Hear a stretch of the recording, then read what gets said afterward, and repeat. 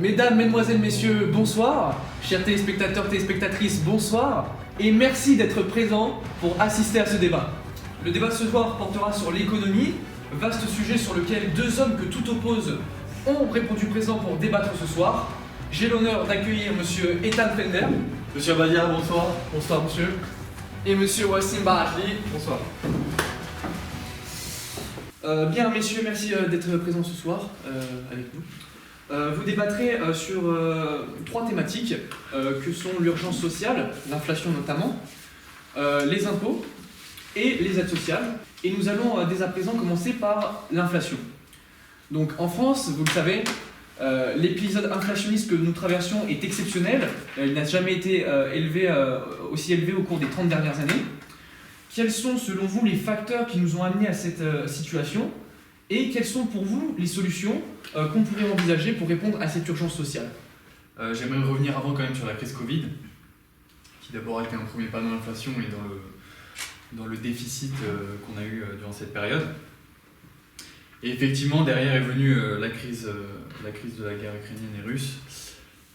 Et donc, une des choses que j'ai reproché, qui est en lien évidemment avec la crise sociale actuelle par rapport à ce conflit, c'est que la France a été trop belligérante. C'est-à-dire qu'on a essayé d'empirer le conflit avec notamment les mesures d'embargo, avec les sanctions économiques que l'Europe a prises envers la Russie.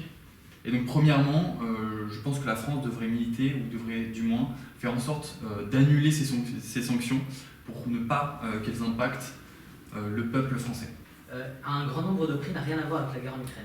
Un grand nombre de prix est imputable à une spéculation, donc à un caractère spéculatif, c'est-à-dire que des investisseurs, des banques achètent des produits en gros et spéculent à la hausse et augmentent artificiellement les prix et pour générer des profits monstrueux à la revente.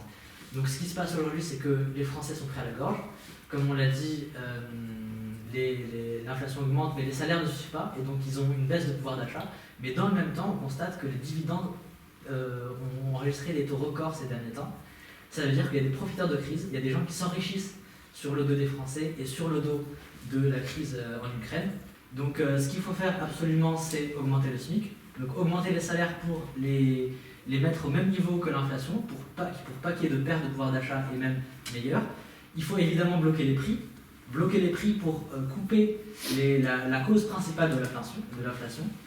Et il faut taxer les super-profits records qui ont eu lieu et qui sont indécents, parce que dans une période de crise, il faut que tout le monde fasse des efforts. Et aujourd'hui, ceux qui font les efforts en priorité, c'est les classes moyennes et les classes populaires. Le problème de l'augmentation du SMIC, c'est que d'abord ça augmente les charges patronales. Une augmentation du SMIC de 10%, à long terme, ça pourrait détruire environ 300 000 emplois. De plus, il faut alléger les cotisations sociales et potentiellement revaloriser la prime d'activité. Donc je pense que c'est des mesures préférables au fait d'augmenter le SMIC, qui risquent, si on l'augmente trop, d'avoir des conséquences néfastes. Bon, justement, non. L'augmentation du SMIC n'a jamais généré de perte d'emploi. Si vous voulez, l'année dernière, pendant la campagne présidentielle, Jean-Luc Mélenchon il proposait d'augmenter le SMIC à 1 400 €. Aujourd'hui, il est à près de 1 500, 1 530, quelque chose comme ça d'euros. Donc on a largement dépassé. Est-ce qu'il y a eu des pertes d'emploi ? Non. L'augmentation du SMIC va entraîner un regain de la croissance et en fait une augmentation de la consommation populaire. Parce que quand vous donnez de l'argent aux gens, ils vont le consommer. Ils vont payer, ils vont mieux se soigner, ils vont mieux acheter des choses, etc. Et en fait, ça va faire tourner la machine économique. Ça va faire un cercle vertueux, c'est-à-dire que les gens vont avoir de l'argent, ils vont le consommer, ils vont le dépenser, et donc les entreprises vont avoir le carnet de commandes rempli, et donc ça va embaucher, etc. Ça, c'est la politique de la demande, en fait. Sur les super profits, je pense qu'on est tous les deux d'accord. Oui. Le gouvernement anglais l'a fait et ça a fonctionné. Sur l'augmentation du SMIC, je ne suis pas d'accord. Sur le bouclier tarifaire, c'est une question... Sur le blocage des prix. Sur le blocage des... Justement, en bloquant les prix, est-ce que on ne pousserait pas justement les entreprises qui produisent le plus et à bas coût de permettre de faire plus de marge. On ne risquerait pas, justement avec un blocage des prix, de tuer toutes nos petites et moyennes entreprises qui ont besoin de se faire une marge sur le produit. Justement non, nous on essaie de réduire les marges sur les gros producteurs. Ceux qui se font des grosses marges, évidemment. On ne met pas toutes les entreprises dans le même sac. Si vous augmentez les salaires mais que les prix augmentent ensuite, on n'a rien changé en fait. Oui, c'est pour ça qu'il y a une revalorisation des salaires. C'est pour ça qu'il faut bloquer les prix, comme ça les salaires augmentent, mais les prix restent bloqués. Mais non, parce que les prix aussi subissent l'inflation. Je pense que bloquer les prix a des conséquences économiques néfastes, parce que justement le marché doit se réguler lui-même. Donc, nous allons passer à la seconde thématique, qui est de la question de l'impôt. Donc, les impôts en France sont la principale source de revenus de l'État français. Donc, ma question, c'est est-ce qu'il y a trop d'impôts en France et est-ce que l'utilisation des impôts en France est optimisée? Le système fiscal actuel est très injuste.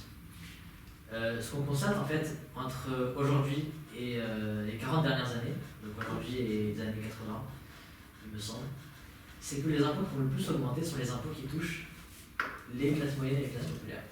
Et donc ça a fait que tout le système fiscal s'est reposé sur les classes moyennes et les classes populaires. Et ce qu'on constate aussi, c'est que l'impôt qui concerne les très très riches est bien à diminuer.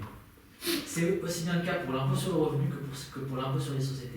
On constate que les grandes entreprises, les multinationales, payent moins d'impôts en proportion que les petites et moyennes entreprises. Et ça, c'est un scandale et c'est extrêmement injuste. Donc oui, il faut une révolution fiscale. Oui, il faut changer le système fiscal.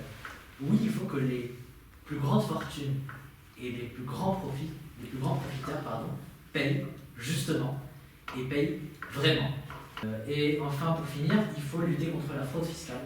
Parce qu'il y a énormément de gens qui se soustraient à l'impôt et qui ne le payent pas, et ça c'est extrêmement injuste aussi, et c'est pas normal, et c'est un scandale. Vous avez parlé des fraudes. La fraude fiscale, bien évidemment, il faut la combattre. Je rajouterai aussi la fraude sociale, qui a été estimée, selon un rapport de la Cour des comptes en juillet 2019, entre 6,8 et 8,4 milliards d'euros. Le rapport parlementaire de la même année, en septembre, a situé la fraude sociale entre 13,5 et 45 milliards d'euros. Donc effectivement, il faut... Pas 200 milliards. Ah, toujours plus. Ouais. Vous remettez en cause le rapport parlementaire. Évidemment. Et pourquoi vous ne remettez pas en cause? Quels sont les détails du chiffrage? Comment ça, quels sont les détails du chiffrage? Ça a été estimé? Le déficit de l'année dernière, c'était 140 milliards d'euros de l'État. Figurez-vous que cette somme correspond exactement à la quantité d'argent qui a été versée aux entreprises en subvention, aux grandes entreprises, sans aucune contrepartie, sans aucune création d'emploi, sans rien du tout.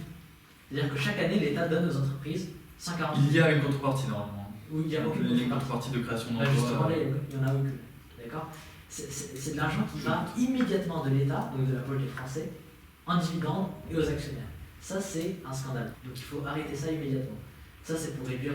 Non, il ne faut pas arrêter. Il faut que les entreprises créent une dynamique économique dans le pays. C'est-à-dire qu'il faut qu'elles répondent aux exigences. Et évidemment, si elles ne répondent pas aux exigences de création de travail, leur donner de l'argent ne sert à rien. Mais le but, ce n'est pas qu'elles arrêtent. Le but, c'est qu'elles répondent à ce qu'on leur dit de faire. Donc, la dernière thématique, elle est sur les aides sociales. 70 milliards d'euros, c'est le budget qui a été alloué aux aides sociales. Enfin, c'est le budget moyen qui est alloué chaque année aux aides sociales par l'État français. Et c'est un pognon de dingue, selon Emmanuel Macron.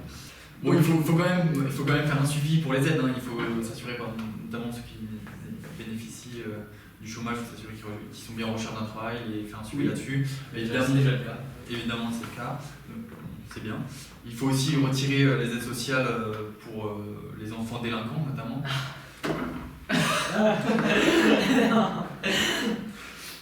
Pour les immigrés. Ce qui me paraît normal. Attendez. C'est le spoiler. Potentiellement retirer les aides des étrangers aussi. Oui. Pour les étrangers en France, parce que simplement ils ne cotisent pas et que la France a le droit de choisir quels ressortissants peuvent bénéficier des aides. Oui. Ils ne cotisent pas. La carte immigration, c'est le joker quand on a plus d'arguments. Immigration. Ils ne cotisent pas. Qu'est-ce que vous répondez à C'est ça? l'inverse. Ah oui, d'accord. Le total d'immigrés, le nombre d'immigrés en France, participe plus à la cotisation qu'il ne reçoit d'aide. Il y a 3 milliards en plus. Vous comprenez? C'est-à-dire que les aides pour la... Non mais écoutez-moi. C'est un chiffre de l'INSEE qui vous sort. D'accord? Le nombre d'immigrés total en France, écoutez bien ce chiffre. Ils payent plus en cotisation, c'est-à-dire qu'ils participent plus dans la solidarité nationale qu'ils ne reçoivent en aide ou en aide sociale. D'accord? Donc ça résout le problème. Terminé. Fin du débat. Et en fait, les cotisations, c'est ça, c'est pas une faveur qu'on vous donne, c'est ça qu'il faut bien comprendre. Les personnes qui sont au chômage ou les personnes qui sont au RSA, c'est pas une faveur ou une aumône. En fait, c'est le fruit des cotisations qu'ils ont payées dans leur travail avant ça. Et donc, en fait, c'est comme si c'était un pot commun et on cotise pour en prévention d'un risque, en fait. Dans le cas où peut-être un jour, on serait au chômage, peut-être un jour il nous arriverait quelque chose de grave, ça personne ne peut le prévoir, mais c'est une assurance que le système a mis en place. Et c'est pas tous les pays qui l'ont.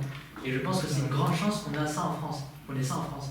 Dans d'autres pays, ils n'ont pas ça, et le jour où il se passe une galère, bah, ils sont tout seuls. Bah, ils peuvent quand même capitaliser eux-mêmes et choisir des assurances privées, ça se fait aux États-Unis.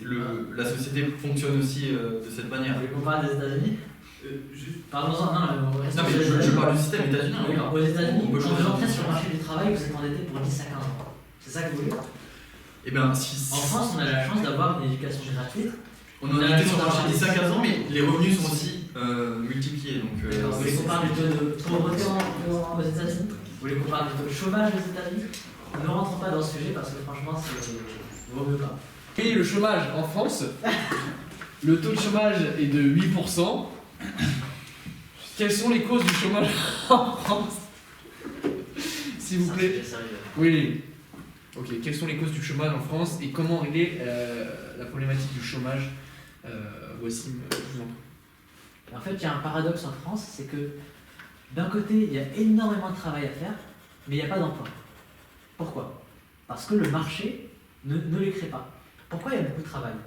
Parce qu'il ne vous a pas échappé qu'on est en train de vivre le plus grand défi qui se confronte à l'humanité, qui est le changement climatique.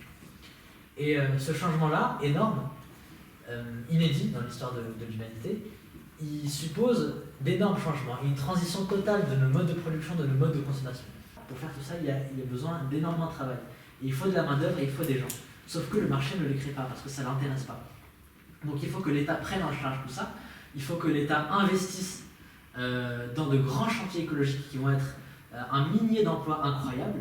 Il faut que l'État embauche en fonctionnaires, embauche en infirmières dans le secteur des soins, dans le secteur des hôpitaux qui est en ruine, dans le secteur de l'éducation, en professeurs aussi, dans le secteur de la justice. Donc il faut que l'État prenne en charge tout ça et il faut relancer la consommation populaire. On revient au début, ça veut dire qu'il faut augmenter les salaires pour permettre aux gens de vivre, qu'ils ne puissent plus être pris à la gorge, qu'ils puissent consommer, etc. Et tout ça, ça va créer, en fait, ça va faire un cercle vertueux qui va relancer la dynamique de l'emploi et relancer la dynamique de l'économie. le marché ne crée pas d'emplois, le capitalisme, je cite, le capitalisme crée le chaos et non pas des emplois. Quid du capitalisme durant les 30 Glorieuses en Europe ou aux États-Unis qui a créé nombre d'emplois et un développement économique majeur et qui a permis aux gens d'accéder à des services qu'ils n'ont jamais eu auparavant. Donc le capitalisme en crée, c'est juste que parfois il y a certaines crises et que c'est normal dans un monde économique d'avoir des crises. Oui, c'est normal. Ça peut arriver, oui. Il faut couper les flux de l'immigration qui augmentent la masse salariale en France pour ainsi diminuer le taux de chômage. Pourquoi on devrait les accueillir en fait? Parce qu'on a 300 000 emplois non pourvus. Parce qu'il y a énormément Et on a. Attends, laissez-moi finir. 7% On a 300 000 emplois non pourvus. Ça veut dire que des emplois qui ne veulent pas être faits par les Français. Notamment dans le secteur du bâtiment, de l'hôtellerie, de la restauration. Il y a énormément de travaux et d'emplois qui sont des sous-emplois et qui sont non pourvus. C'est-à-dire que c'est des emplois vacants, qui ne trouvent pas preneur. Deuxièmement, on n'en parle pas, mais la discrimination à l'embauche. Vous n'en parlez pas, ça. Et troisième et dernier point que j'aimerais ajouter, c'est qu'il faut réduire le temps de travail dans la vie et collectivement. Pour résoudre le chômage? Évidemment. Parce que là, vous êtes au courant de la réforme de retraite qui est en train de se faire. On est en train de passer à 64 ans. Il faut savoir que 80% des Français sont contre. D'accord? On a un président qui gouverne contre son peuple, qui est contre, donc qui a réussi à faire l'unité et l'unanimité contre lui. C'est une réforme injuste parce qu'elle va faire travailler les gens plus longtemps. Donc elle va les éprouver au travail. Et c'est une réforme plus injuste puisqu'on est en train de parler qui va faire augmenter le chômage. On a plus de seniors, on a moins d'actifs, et donc évidemment, les cotisations sociales diminuent alors que les retraites augmentent. Donc ça a été une mesure, c'est-à-dire que là on a deux choix, soit on diminue les retraites des seniors, soit on dit on va retarder l'âge du départ à la retraite. Donc vous parlez d'un problème de financement qui est inexistant. Il n'y a pas de problème de financement. Il n'y a pas de financement. Il n'y a pas de problème de financement. Dire que tout va bien et qu'il n'y a aucun problème au niveau des retraites chez les seniors, ça me paraît un peu aberrant et absurde. Parce que dans tous les cas, on reporte le problème des retraites sur d'autres problèmes sociaux en France. L'ajout de 2 ans de départ à la retraite est une solution qui est dommageable, mais qui reste une solution quand même. Moi, je pense qu'on ne prend jamais en compte le prix du malheur, le prix de combien ça coûte d'être au chômage, de combien ça coûte. Parce que tous les gens qui seront défavorisés par cette réforme, c'est des gens qui auront des maladies supplémentaires, des gens qui seront au chômage, donc c'est des coûts supplémentaires pour l'assurance maladie et pour l'assurance chômage. C'est dommageable la réforme des retraites, mais c'est pas pour autant que c'est pas pour autant qu'on peut l'éviter. C'est ça que je suis en train de dire. C'est-à-dire qu'elle a été prise nécessairement par le gouvernement. Justement, parce qu'il n'y a pas de problème de financement. Merci à vous deux pour ce débat. C'était vraiment très intéressant.